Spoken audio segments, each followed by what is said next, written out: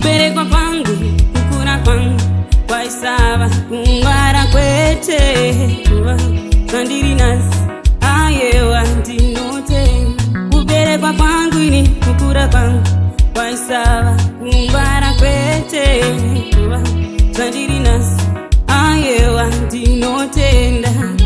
Asi vane shumba huru baba ayakandirwira pazvose, ivo Mwari ayewa ndinotenda.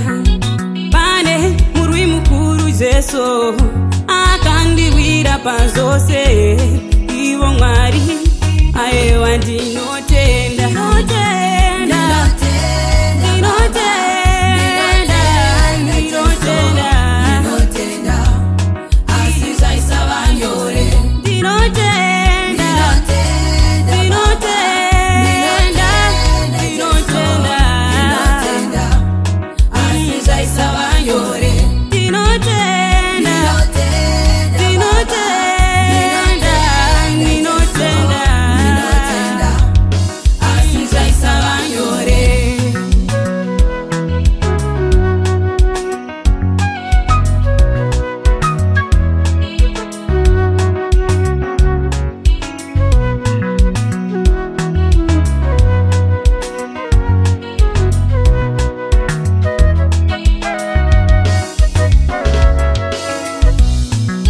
Nyika ine zviwere baba, nyika ine kuchema Ishe, nyika ine matambudzo.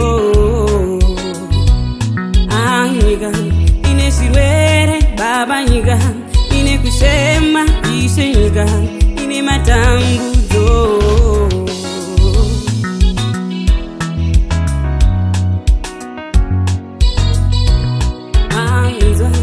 Nzira yangu matombo pandinofamba baba, yeah. Asi zvaisava nyore. Inzwa munzira yangu matombo pandinofamba Jesu ndakunda, asi zvaisava nyore.